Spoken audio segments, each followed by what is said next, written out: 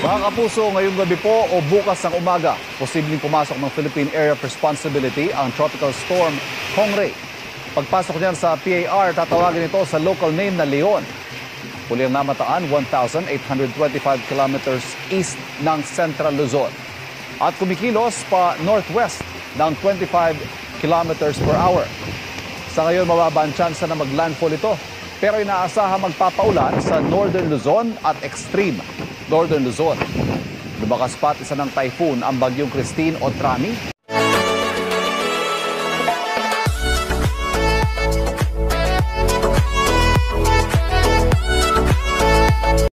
Dana sa labas ng Philippine Area of Responsibility.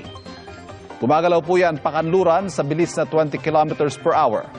Ayon sa Pag-asa, hindi pa rin inaalis ang posibilidad na bumalik palapit ng Philippine Area of Responsibility ang bagyong Christine. Pero sakaling mag-U-turn yan, posibleng humina na ito bilang isang low-pressure area. Sa ngayon, nakaapekto ang southwesterly wind flow sa ilang bahagi ng bansa. Magpapaulan yan sa Occidental Mindoro, Palawan, Western Visayas, Negros Island Region at Zamboanga Peninsula. Sa rainfall forecast ng Metro Weather, asahan ng light to heavy rain sa Central at Southern Luzon bukas. What? Oh no! At ayan na nga, gusto pang bumalik ng bagyong Christine. So please, wag ka nang bumalik dito sa amin. So ayan nga guys, kung makikita nyo, napakadaming damo, napakadaming dahon ng aming winawalis at kailangan linisin dito sa aming harapan ng bahay. Dahil iyan guys, sa bagyong Christine, sa bagyong dumaan, nakahapon lamang. So, ayan na nga, may balita pa rin na sinasabi na magkakaroon daw ng kasunod na bagyo. At ito yung bagyong Leon. So, sana wag nang dumaan dito sa atin kasi masyado nang malaki ang apekto nito sa ating mga lugar. So, kung mapapanood po natin ang mga nangyari sa mga kababayan natin sa iba't ibang lugar ng Bicol at ng Batangas, talagang nakakaawa sila dahil sila ay masyadong nasalanta ng bagyong Christine. So, sa mga ganyang pagkakataon, talagang hindi natin maaasahan na magkaroon tayo ng mga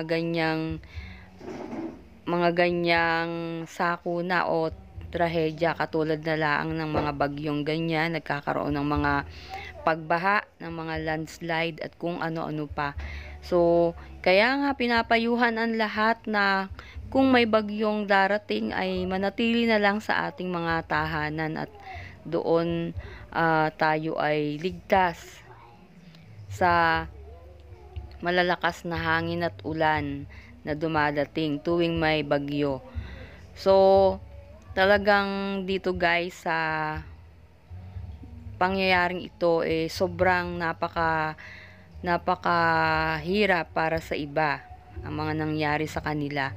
So, kinakailangan talaga na tanggapin dahil ito yung mga pagkakataon na mangyayari sa kanilang lugar.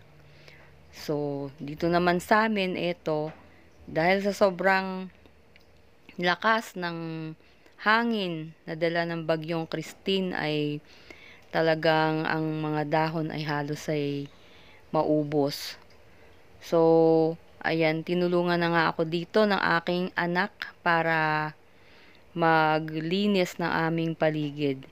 So, kung hindi mo talaga ito dadaanin sa pagpapala ng mga dahon, ay hindi ito basta-basta mauubos. So, ayan na nga, at ang aking anak ay aking katulong sa paglilinis. Marami dito sa lugar namin ang may mga tanim ng puno ng saging. So, halos karamihan dito ay natumba dahil sa lakas ng hangin nadala ng bagyong Christine. So, ito nga yung puno ng saging dito sa may amin dahil may nakaharang, hindi siya nakakasama sa hangin. So, nakatayo pa rin sila. So, yun nga, marami din sa mga may halaman dito ang natumba katulad ng mga balinghoy at mga kung ano-ano pang mga halaman. Lubos naman akong nagpapasalamat sa Diyos dahil wala namang masamang nangyari sa amin dito at maayos naman kami. So, ito nga lang, dahil sa dami ng dahon na bagsak dun sa mga puno ay kailangan talaga na linisin at walisan. So, ayos lang dahil at least ito lang ang nangyari sa amin. Hindi talaga kumpara dun sa mga nangyari dun sa mga ibang lugar na halos ay wala ng bahay, baha at kung ano-ano pang mga sakuna ang dumating sa kanila. So sana ay madali silang maka-recover sa mga nangyari sa kanilang lugar para naman magkaroon sila ng lakas ng loob para bumangon muli. So ayan nga guys, dahil sa sobrang dami ng aming walisin, halos inabot kami ng tanghali bago natapos sa aming mga gawain dito sa harapan ng aming bahay. So mabuti na lang at maganda ang panahon, mainit at medyo ang lupa ay hindi na basa or madali nang linisin ng mga dahon dahil ang mga dahon ay hindi na wala na silang tubig or hindi na matubig. So kinakailangan ko pa rin na maglagay ng sapin sa paa or ng bota para maging safe yung aking paa pagdating sa paglilinis. So kita nyo naman guys, halos palahin ko na ang mga damo dahil hindi siya kaya ng basta wawalisan mo lang dahil sa sobrang dami nito.